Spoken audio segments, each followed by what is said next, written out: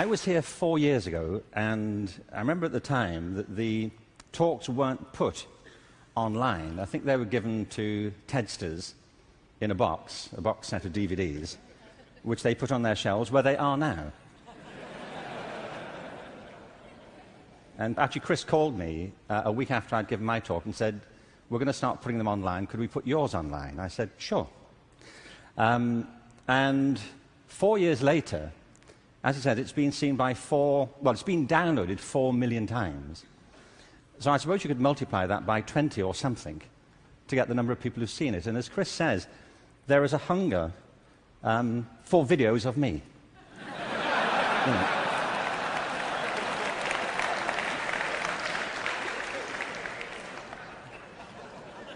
Don't you feel?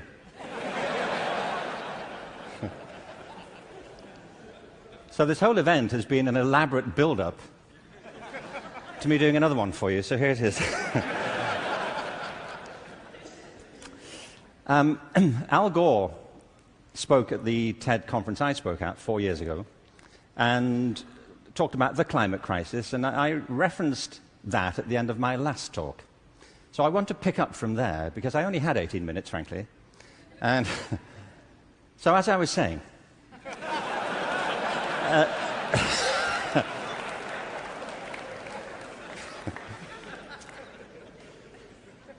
you see, he's right. I mean, there is a major climate crisis, obviously, and I think if people don't believe it, they should get out more.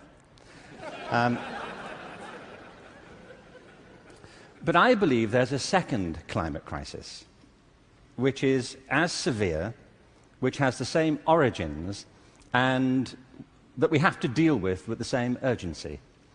And I mean by this, and you may say, by the way, look, I'm good. You know, I have one climate crisis. I don't really need the second one. But this is a crisis of not natural resources, though I believe that's true, but a crisis of human resources. I believe fundamentally, as many speakers have said during the past few days, that we make very poor use of our talents. Very many people go through their whole lives having no real sense of what their talents may be, or if they have any to speak of. I meet all kinds of people who don't think they're really good at anything. Actually, I kind of divide the world into two groups now.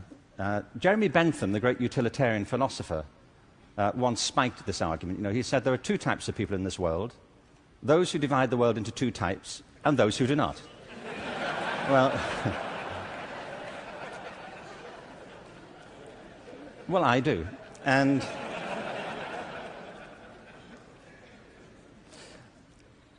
I meet all kinds of people who don't enjoy what they do. They simply go through their lives getting on with it.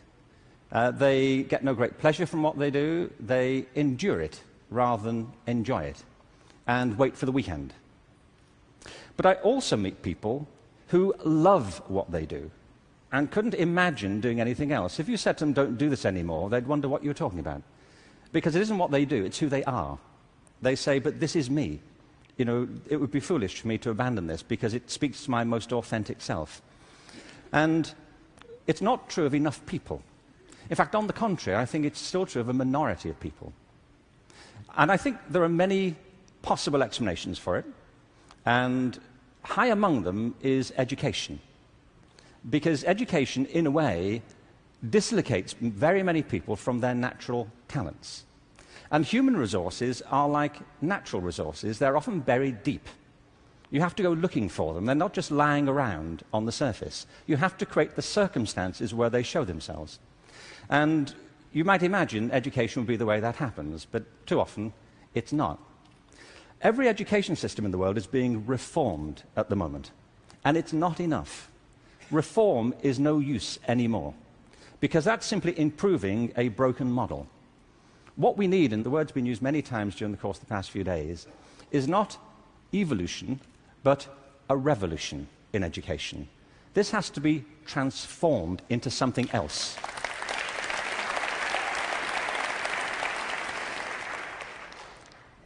One of the real challenges is to innovate fundamentally in education. Innovation is hard because it means doing something that people don't find very easy for the most part. It means challenging what we take for granted, things that we think are obvious. The great problem for reform or transformation is the tyranny of common sense. Things that people think, well, they can't be done any other way because that's the way it's done. I came across a great quote recently from Abraham Lincoln, who I thought you'd be pleased to have quoted at this point. He said this in December 1862 to the second annual meeting of Congress. I ought to explain that I have no idea what was happening at the time. We don't teach American history in Britain. We suppress it. You know, this is our policy, so... So no doubt something fascinating was happening in December 1862, which the Americans among us will be aware of. But he said this: the dogmas of the quiet past are inadequate to the stormy present. The occasion is piled high with difficulty, and we must rise with the occasion.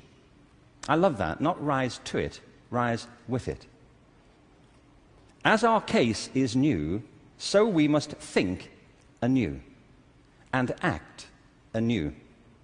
We must disenthrall ourselves, and then we shall save our country. I love that word, disenthrall.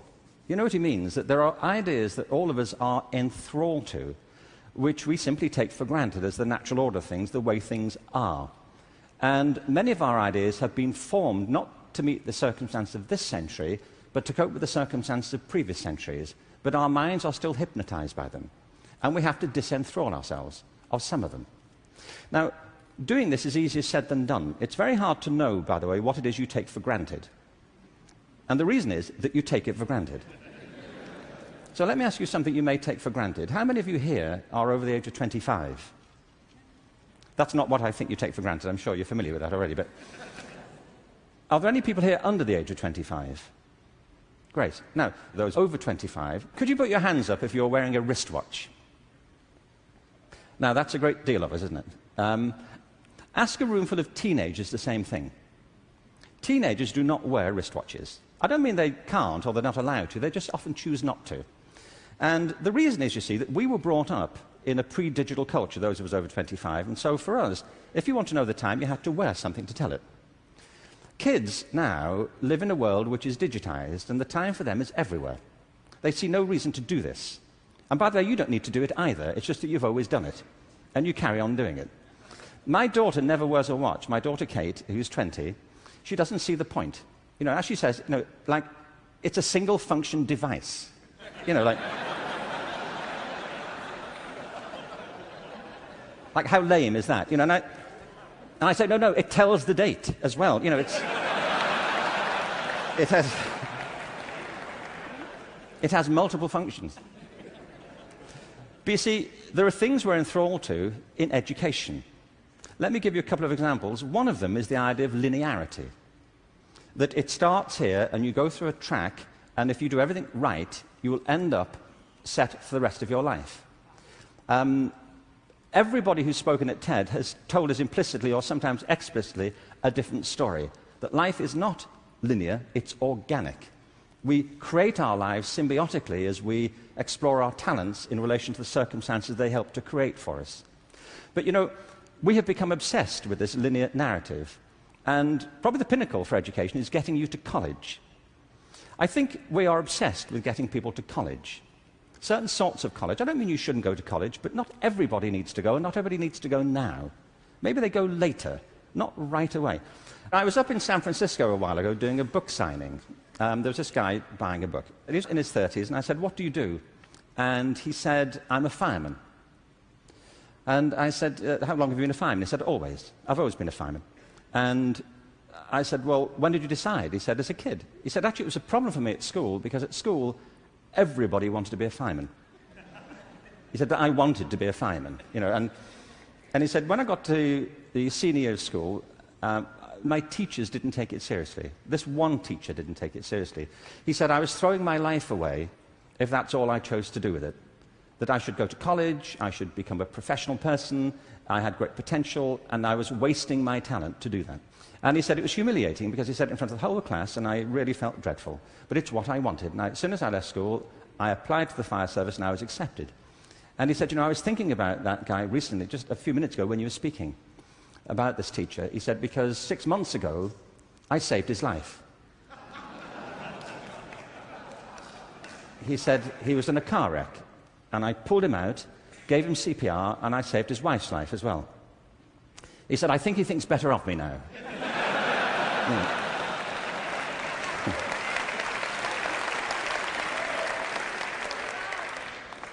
You know what I mean? Human communities depend upon a diversity of talent, not a singular conception of ability. And at the heart of our challenges, at the heart of the challenge is to reconstitute our sense of ability and of intelligence. This linearity thing is a problem. When I arrived in LA about 9 years ago, I came across a policy statement, very well intentioned, which said college begins in kindergarten. No, it doesn't. It doesn't. If we had time, I could go into this, but we don't. Kindergarten begins in kindergarten. A friend of mine once said, you know, a 3-year-old is not half a 6-year-old.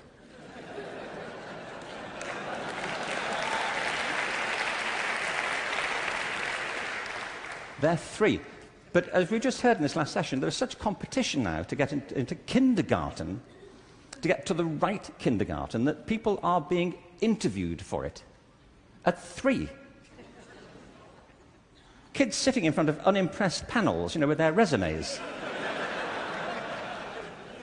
Flicking through it, saying, what, this is it?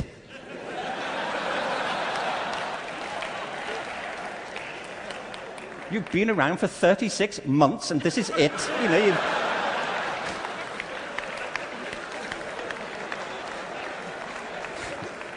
you've achieved nothing. I mean, spent the first 6 months breastfeeding, what I can say.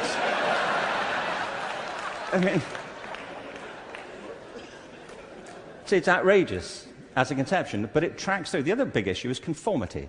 We have built our education systems on the model of fast food. This is something Jamie Oliver talked about the other day. You know, there are 2 models of quality assurance in catering. One is fast food, where everything is standardized. The other are things like Zagat and Michelin restaurants, where everything is not standardized. They're customized to local circumstances. And we have sold ourselves into a fast food model of education. And it's impoverishing our spirits and our energies as much as fast food is depleting our physical bodies.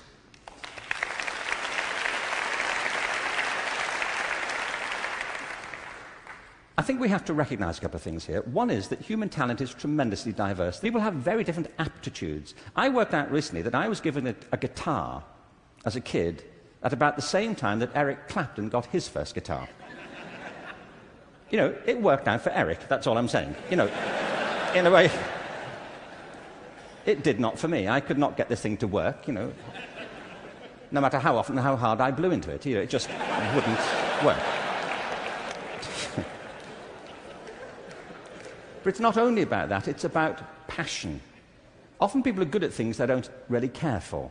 It's about passion and what excites our spirit and our energy. And if you're doing the thing that you love to do, that you're good at, time takes a different course entirely.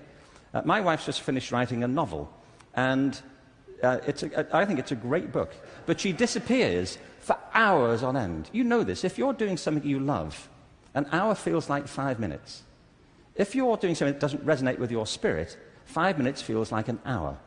And the reason so many people are opting out of education is because it doesn't feed their spirit. It doesn't feed their energy or their passion. So I think we have to change metaphors. We have to go from what is essentially an industrial model of education, a manufacturing model, which is based on linearity and conformity and batching people. We have to move to a model that is based more on principles of agriculture. We have to recognize that human flourishing is not a mechanical process, it's an organic process. And you cannot predict the outcome of human development. All you can do is, like a farmer, is create the conditions under which they will begin to flourish. So when we look at reforming education and transforming it, it isn't like cloning a system. There are great ones, like KIPS. It's a great system. There are many great models. It's about customizing them to your circumstances and personalizing education to the people you're actually teaching. And doing that, I think, is the answer to the future, because it's not about scaling a new solution. It's about creating a movement in education in which people develop their own solutions, but with external support based on a personalized curriculum.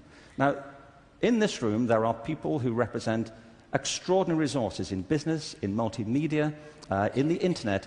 These technologies, combined with extraordinary talents of teachers, provide an opportunity to revolutionize education. And I urge you to get involved in it, because it's vital not just to ourselves, but to the future of our children.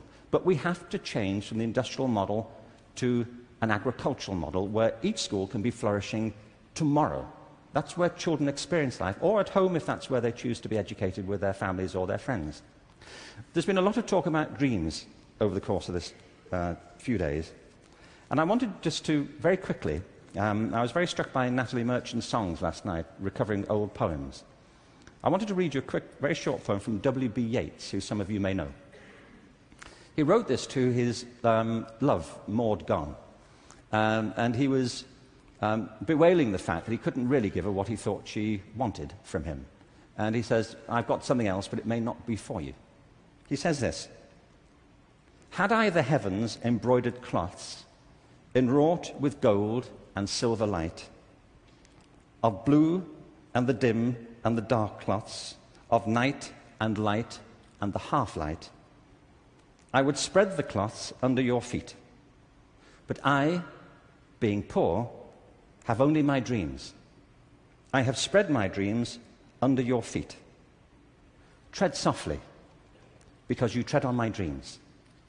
And every day, everywhere, our children spread their dreams beneath our feet.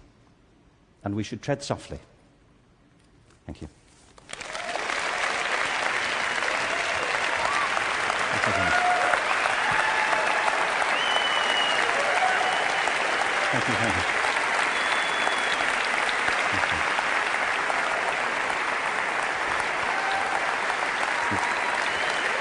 Thank you very much.